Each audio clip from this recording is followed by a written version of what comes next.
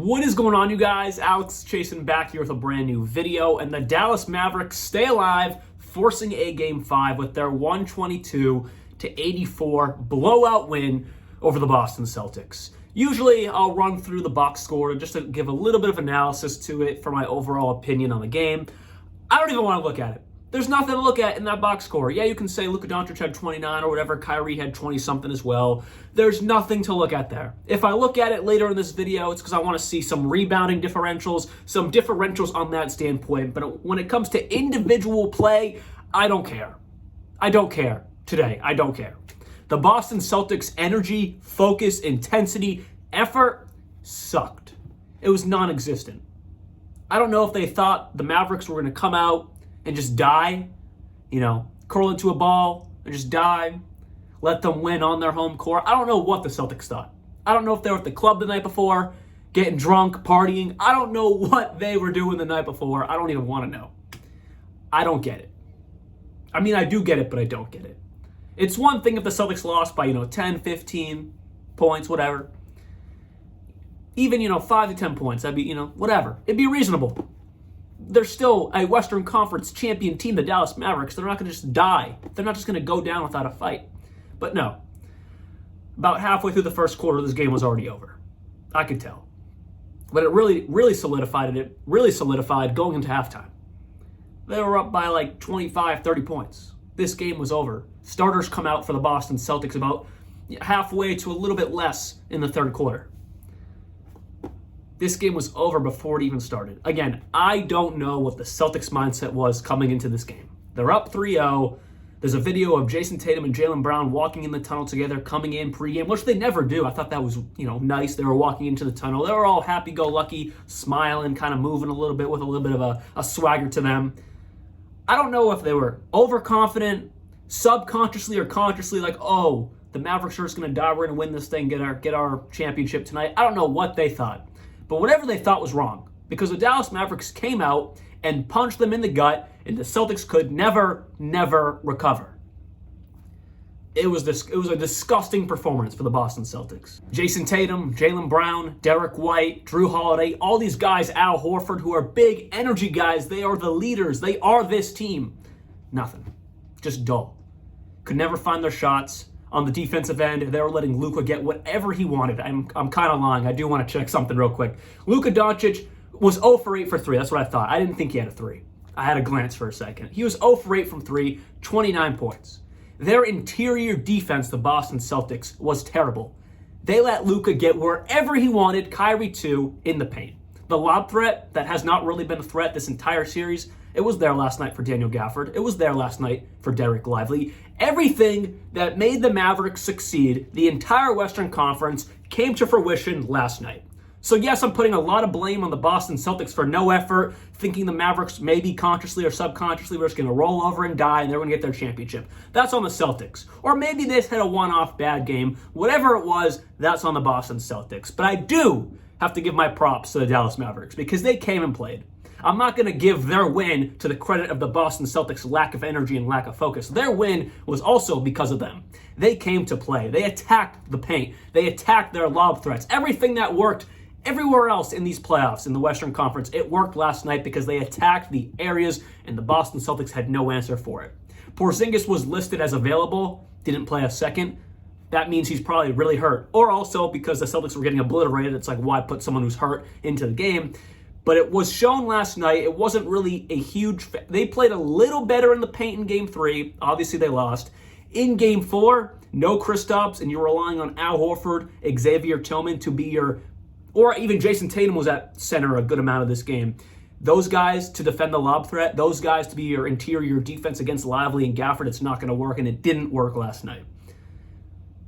It was terrible. Luka got whatever he wanted in the interior. He was 0 for 8 for 3 and still had almost 30 points.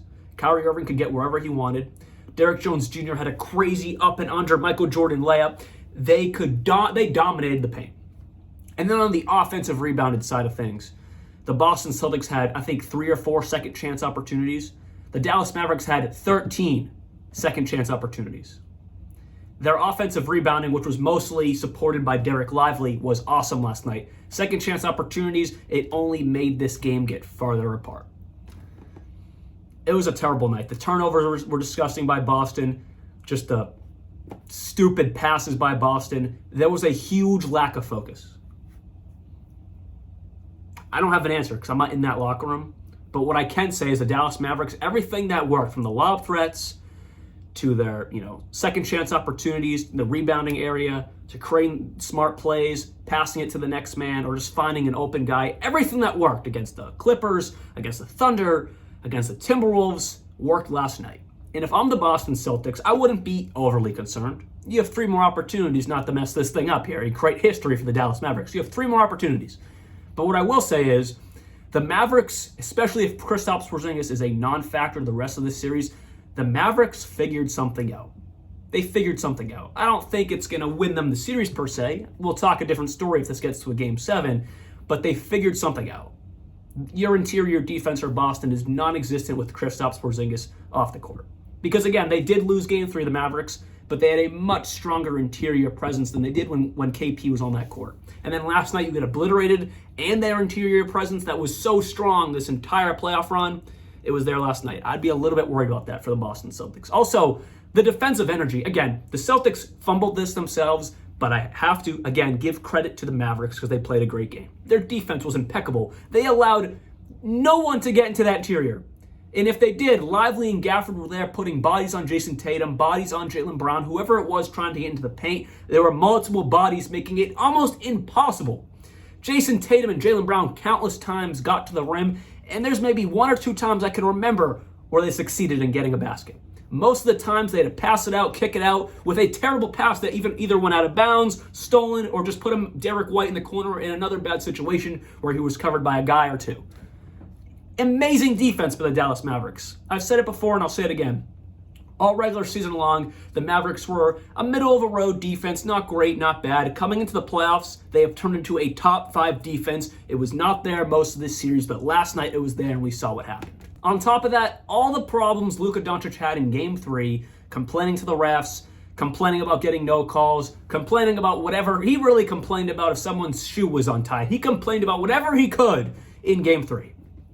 He didn't do that last night. Whether it was Jason Kidd, Mark Cuban, ownership, whoever it was that talked to him, be like, get your head in the game. This is the NBA Finals. There's no time to complain to the ref, at least as much as he was, allowing buckets on the other end for the Boston Celtics in a 5v4 situation. That's just stupid play by Luka. He didn't do that last night.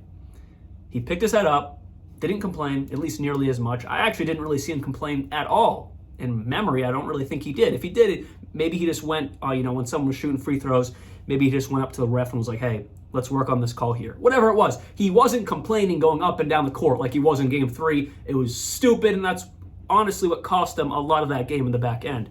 Point being, he didn't do that last night. He was a team player. And when you're someone as good as Luka Doncic and you fix something like that, it allows you, not wholly, but it's part of why they dominated this game. Luka was all in. And when Luka's all in, the rest of this team's all in. And then you have someone like Tim Hardaway Jr. just killing the Boston Celtics. They were already dead. 15 points. What was that? How many threes was that? 5 3-pointers. It was just adding insult to injury. But anyways, the Boston Celtics come home on Monday. And if they don't win on Monday, my alarm as a Celtics fan will go up a bit more. Because it's like we're just asking to do something stupid. You go back to Dallas.